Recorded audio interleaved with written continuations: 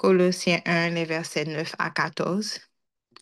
C'est pour cela que nous aussi, depuis le jour où nous en avons été informés, nous ne cessons de prier Dieu pour vous et de demander que vous soyez remplis de la connaissance de sa volonté en toute sagesse et intelligence spirituelle, pour marcher d'une manière digne du Seigneur et lui être entièrement agréable, portant des fruits en toutes sortes de bonnes œuvres et croissant par la connaissance de Dieu, fortifié à tous égards par sa puissance glorieuse, en sorte que vous soyez toujours et avec joie persévérants et patients.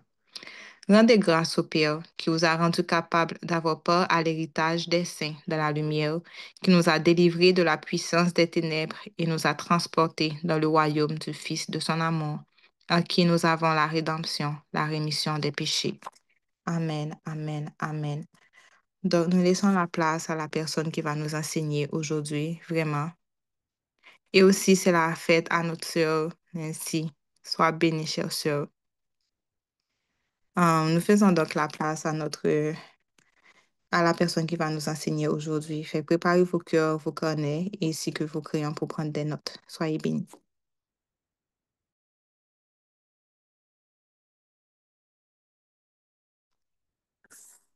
Bonsoir, bonsoir tout le monde. J'espère que vous allez bien par la grâce de Dieu. Je ne pense pas que nous ayons une autre date avec autant d'anniversaires dans la communauté. Donc, c'est la fête de 5 personnes aujourd'hui.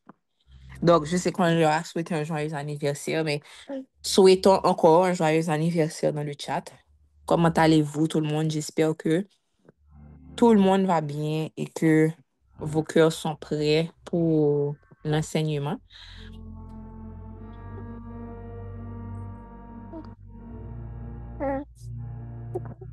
Amen, amen.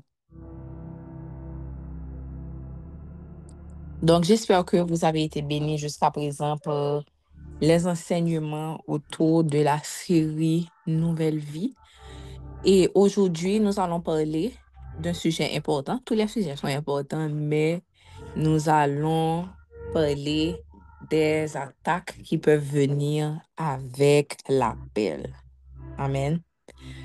Donc, prenez de quoi écrire comme d'habitude, prenez un carnet, prenez vos Bibles, prenez de quoi noter. Nous avons beaucoup parlé de, nous avons beaucoup parlé de la retraite des leaders, nous avons beaucoup parlé d'élévation. Mais même avant ça, on a toujours l'habitude de vous dire que dès qu'il y a élévation, il y a aussi résistance de l'ennemi. Dès qu'il y a élévation, il y a résistance de l'ennemi. Donc, dès que Dieu se prépare à faire quelque chose d'extraordinaire dans votre vie, ou lorsque Dieu a déjà fait quelque chose d'extraordinaire dans votre vie, vous devez toujours vous rappeler que ceci ne vient pas sans résistance du diable. Amen. Qui est-ce qui peut dire dans le chat si vous l'avez déjà expérimenté? Dieu se prépare à faire quelque chose, il y a une promesse de Dieu qui va s'accomplir dans votre vie, et puis l'ennemi vient d'une manière ou d'une autre pour essayer de semer le trouble. Eh bien, on va parler un peu de ça aujourd'hui, OK? Et donner quelques clés qui pourront vous aider à protéger cette dimension où Dieu veut vous amener. Amen. Nous allons commencer, comme d'habitude, à voir quelques versets avant. Prenez avec moi Luc 22, chapitre 31, Luc chapitre 22, versets 31 à 34. Luc chapitre 22, versets 31 à 34.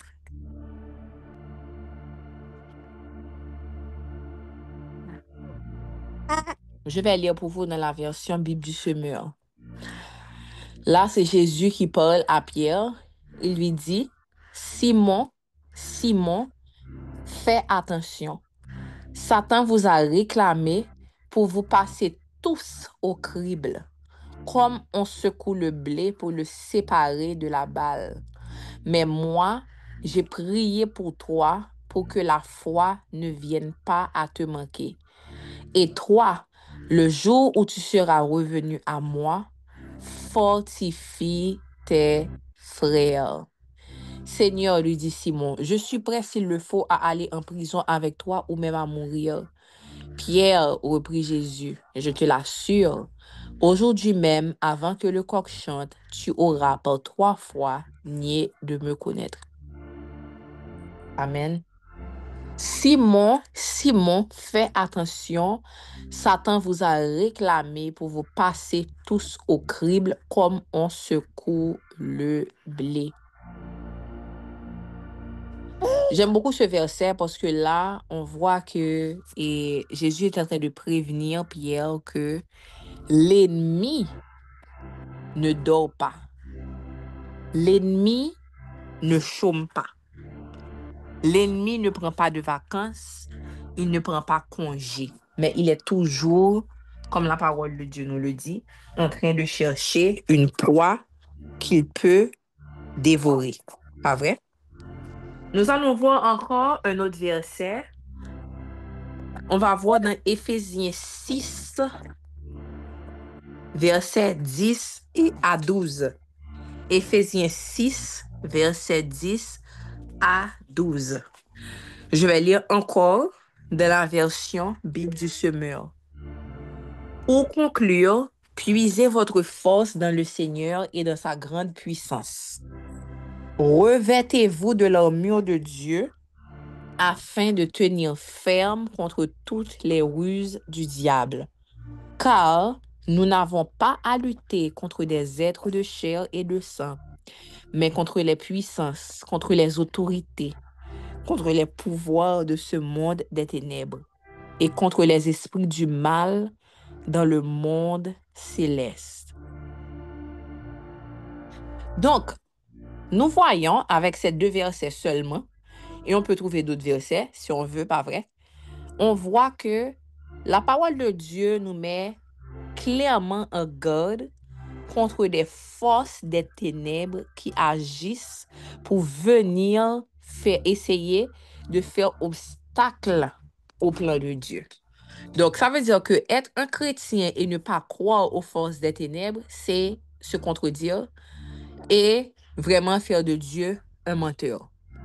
Parce qu'on ne peut pas être chrétien et dire que nous croyons en Dieu, mais aussi dire que le mal n'existe pas, que les démons n'existent pas, que les forces des ténèbres n'existent pas. OK? Donc, la parole de Dieu nous dit clairement que Satan est toujours en train de rôder, cherchant une proie à dévorer. Donc, aujourd'hui, nous allons parler de 4 manières de tenir ferme. Marquez ça dans vos notes. 4 manières de tenir ferme dans l'attaque. 4 manières de tenir ferme dans l'attaque. Le premier point que nous allons voir, c'est que lorsque nous faisons face à des attaques, même lorsque nous ne faisons pas face à des attaques, on ne va pas attendre d'être au milieu du combat pour prendre nos armes. Tout chrétien doit toujours être prêt à combattre. Et la première façon que nous allons couvrir là, c'est veiller sur votre vie de prière. Tout chrétien se doit de veiller sur sa vie de prière. Ça, c'est le point numéro 1. Un chrétien ne peut pas se permettre de ne pas prier. Nous allons voir ensemble dans Philippiens 4, versets 6 et 7. Philippiens 4, versets 6 et 7. Ne vous mettez en souci pour rien, mais en toute chose, souligner en toute chose, ça veut dire, quelles que soient les circonstances, quelle que soit la situation, quel que soit le problème, quelle que soit l'attaque, OK? De exposer vos demandes à Dieu en lui adressant vos prières et vos supplications. tout en lui exprimant votre reconnaissance. Alors, la paix de Dieu, qui surpasse tout ce qu'on peut concevoir, gardera votre cœur et votre pensée sous la protection de Jésus-Christ. Version Bible du Semeur. Je relis encore une fois. Ne vous mettez en souci de rien, mais en toute chose, exposez vos demandes à Dieu en lui adressant vos prières et vos supplications. Soulignez ça, vos prières et vos supplications. Ça veut dire que dans toute situation, en toute circonstance, notre première réponse en tant que chrétien doit être la prière. Donc, lorsque, en tant que chrétien, vous ne veillez pas sur votre vie de prière, c'est comme si vous allez sur le champ de bataille sans armes, sans casque, sans moyens de protection. Vous savez que la vie chrétienne est une lutte. La vie en général est une lutte. Donc, nous ne pouvons pas nous présenter sur le champ de bataille sans rien. Et la prière est une arme sûre, elle est une arme solide pour le chrétien. Donc, posez-vous la question aujourd'hui, est-ce que ma vie de prière est en santé? Est-ce que je prends le temps de parler à Dieu, de lui exposer mes demandes? Est-ce que je fais de la prière une habitude de tous les jours? Est-ce que je fais de la prière une priorité? Est-ce qu'il y a des choses dans ma vie qui font obstacle à ma vie de prière?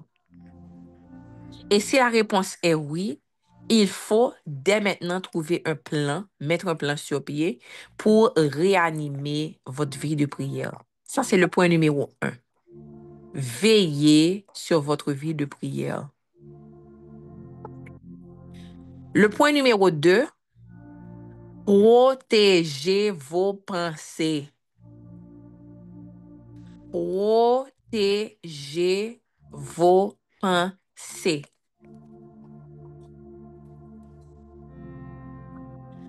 Dans Philippiens 4, verset 8, pas vrai? Donc, ça, c'est le verset qui continue celui qu'on vient de lire. La parole de Dieu nous dit, enfin, frères et sœurs, nourrissez vos pensées de tout ce qui est vrai, noble, juste, pur, digne d'amour ou d'approbation, de tout ce qui est vertueux et mérite la louange. Amen. Ça dit, nourrissez vos pensées. De quoi tu nourris tes pensées? Et on en parle souvent, n'oubliez pas, on dit que nos pensées, tout ce qui rentre dans nos pensées, c'est à travers des portes ouvertes. Ça peut être à travers ce que vous écoutez, ce que vous regardez, ce que vous autorisez dans votre environnement, les conversations, les disputes auxquelles vous êtes exposés, ce que vous lisez. Ça veut dire qu'en tant que chrétien, en sachant que vous êtes sur un champ de bataille, vous êtes dans un combat, vous devez à tout prix user de discernement lorsqu'il s'agit de ce que vous permettez dans votre environnement, ce que vous permettez qu'il soit planté dans vos pensées. Maintenant, posez-vous la question aujourd'hui, est-ce que je fais un bon travail pour protéger mes pensées? Qu'est-ce que j'ai permis? Qu'est-ce que j'ai permis de prendre racine dans mes pensées? Si vous vous retrouvez dans une période où vous avez beaucoup de doutes, ou dans une période où vous avez beaucoup de soucis, ou dans une période où vous vous retrouvez toujours accablé par l'esprit de peur, la première question à se poser, c'est quelle porte ai-je laissée ouverte? Qu'est-ce qui a pu prendre racine dans mes pensées? La parole de Dieu nous dit, et nous prenons toute pensée et nous les mettons captives sous l'autorité de Christ.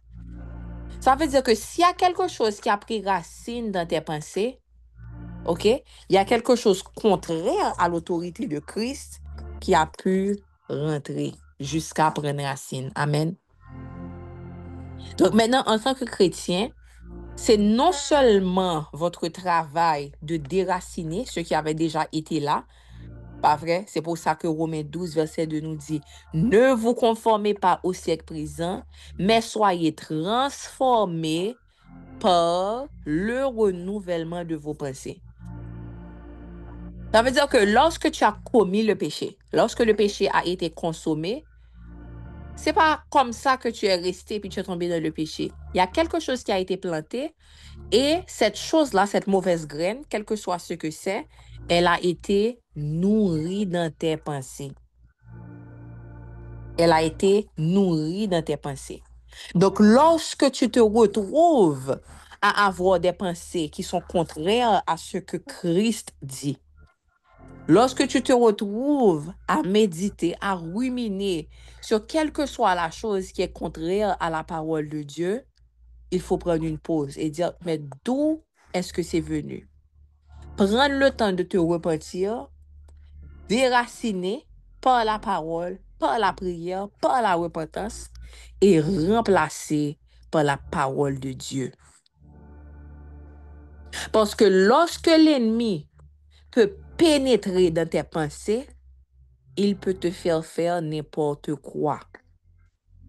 Ça veut dire que l'ennemi n'a pas besoin de te forcer la main s'il peut juste planter une graine et vraiment contaminer ton système de pensée.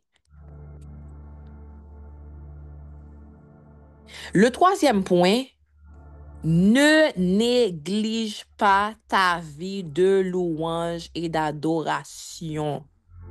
Combien de personnes ici, dans cette saison, sont coupables d'avoir mis l'attention sur leur vie de prière, mais avoir négligé leur vie d'adoration? Ça veut dire que tu peux réaliser que lorsqu'il n'y a pas de rencontre en groupe, tu ne chantes pas vraiment à Dieu. Tu ne t'adonnes pas vraiment à la louange. Oui, peut-être que tu lis la parole, c'est vrai. Peut-être que tu pries, c'est vrai. Mais est-ce que tu nourris également ta vie de louange et d'adoration? On va voir quelques versets qui nous montrent le pouvoir de l'adoration. Je vais vous amener dans Psaume 59, versets 17 et 18. Moi, je chanterai ta force et dès le matin, j'acclamerai ton amour, car tu es pour moi une forteresse. Tu es mon refuge quand je suis dans la détresse. Je veux donc te célébrer par mes chants, toi qui es ma force. Oui, Dieu est ma forteresse. C'est un Dieu qui m'aime. Amen. Dans le psaume 100 aussi, la parole de Dieu nous dit de rentrer dans sa présence avec des sons. Je vais chercher ce verset. C'est dans Psaume 100. Si quelqu'un peut trouver pour moi. Psaume 100, verset 1 et 2, mettre dans le chat. En attendant, je vais lire en anglais. Make a joyful noise to the Lord, all the earth. Serve the Lord with gladness. Come into his presence with singing. Il y a encore un autre verset qui nous dit que l'Éternel siège au milieu de la louange. L'Éternel siège au milieu de la louange. Donc, si la parole de Dieu nous dit que l'Éternel est là, il siège au milieu de la louange, on nous montre que la louange est une arme puissante dans le spirituel. Donc, tu dois faire attention à ne pas nourrir ta vie de prière, ta vie de lecture de la parole et négliger ta vie de louange et d'adoration. Il faut chanter à l'Éternel. Dans le livre de Chroniques, vous allez voir que lorsque l'armée venait contre l'armée du roi Josaphat, quelle instruction ils avaient reçue? Ils ont reçu l'instruction d'aller vers le camp de l'ennemi avec quoi? Avec des instruments. Mais ça semble fou. Ça veut dire qu'il y a des gens qui viennent avec gros mitraillettes, gros manchettes, et puis vous recevez l'instruction d'aller avec vos chants de louange et d'adoration. Ça veut dire que ça nous montre que Peut-être que dans le naturel, tu peux penser que ta louange et ton adoration ne fait aucune différence, mais dans le spirituel, c'est un son de combat. Donc, quelle que soit la situation à laquelle tu fais face, quelle que soit la manière dont l'ennemi est en train d'utiliser pour venir contre toi, ne néglige pas ta vie d'adoration. Chante un chant nouveau à l'Éternel. Chante-le. Laisse-le mettre un chant nouveau dans ta bouche. Et des fois, vous allez réaliser que l'Éternel, il met littéralement un chant sur tes lèvres et qui correspond vraiment à la saison que tu es en train de traverser. Donc, ne soyez pas trop fiers. Je me rappelle, on fréquentait une église l'année passée. Le pasteur expliquait que beaucoup de fois, il y a des gens qui se sentent trop importants pour louer. Donc, une fois, il avait une expérience où il y avait quelqu'un, je pense, qui était invité à prêcher, ou bien c'était le pasteur d'une église, et à chaque fois, il attendait dehors le moment où il devait monter sur scène pour prêcher. Ça veut dire qu'il ne participait pas au moment de louange. Et là, il a tout de suite vu que c'était un problème. Parce qu'il a dit que si ce pasteur peut se sentir trop important pour louer et qu'il pense qu'il y a seulement la puissance dans le moment de partager le message, eh bien, c'est un manque d'humilité. Parce que le moment de louange est un moment où non seulement que Dieu va utiliser pour briser des chaînes, que Dieu va utiliser pour faire des miracles, que Dieu va utiliser pour changer certaines circonstances, mais c'est un moment qu'il utilise aussi pour nous briser. Lorsque tu ouvres la bouche et que tu chantes à l'Éternel, quelle que soit la situation à laquelle tu fais face, tu es en train de laisser l'Éternel te briser et faire preuve d'humilité. Amen. Est-ce que vous comprenez ça? Si vous comprenez ça, écrivez dans le chat, l'ennemi ne volera pas ma louange. L'ennemi ne volera pas ma louange. Donc, ne négligez pas votre vie de louange et d'adoration. Et enfin, le quatrième point, sois dans la joie. Je n'ai pas dit le bonheur, j'ai dit la joie. La joie, c'est le fruit de l'esprit. Ça veut dire que la joie, c'est quelque chose que Dieu te donne et qu'il peut te donner en dépit des circonstances. Donc la joie, si on comprend bien que c'est le fruit de l'esprit, la joie, vous devez comprendre, est quelque chose de surnaturel. C'est pas quelque chose que tu peux accomplir dans ta chair. C'est pas quelque chose que tu peux trouver dans le monde. C'est pas quelque chose que tu peux trouver avec tes propres forces. Si c'est le fruit de l'esprit, ça veut dire que c'est seulement accompli, on peut seulement trouver ça à travers l'esprit de Dieu. Ça veut dire que c'est quelque chose de surnaturel. Romains 12, verset 12 nous dit, l'espérance, qu'elle soit votre joie. L'épreuve, qu'elle vous trouve plein d'endurance. La prière, priez avec persévérance. Amen. Et l'un de mes versets favoris, Néhémie 8, verset 10, qui nous dit, puis Esdras ajouta, à présent, allez faire un bon repas, buvez d'excellentes boissons et faites porter des portions à ceux qui n'ont rien préparé, car ce jour est un jour consacré à notre Seigneur. Ne vous affligez donc pas, car la joie que donne l'Éternel est votre force. Insistez sur cette dernière partie. Ne vous affligez donc pas, car la joie que donne l'Éternel est votre force. Amen. Amen, amen.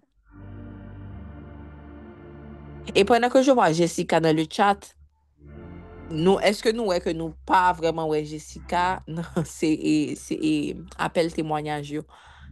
Donc ça, on trouve déjà que c'est une chose bizarre parce que Jessica a toujours devant. Mais c'est parce que Jessica est en train de se préparer pour accueillir son troisième enfant. Je vais partager sa liste dans le chat. Elle ne savait pas que j'allais faire ça. Je ne savais pas non plus que j'allais faire ça. Mais on va partager dans le chat. Vous pouvez sauvegarder et bénir notre sœur si vous êtes capable. OK. Donc, la joie de l'Éternel est votre force. Le problème, c'est que on a tendance à penser que la joie, c'est quelque chose qu'on est supposé pouvoir trouver par nos propres forces ou bien dans la chair. Mais lorsque vous comprenez que la joie est est le fruit de l'esprit, lorsque vous comprenez que la joie réelle dont Dieu nous parle, peut seulement être trouvée à travers l'esprit de Dieu, eh bien, ce qui va arriver, c'est que, quelles que soient les circonstances, pour avoir la joie, vous allez faire quoi? Vous allez vous rapprocher de Dieu.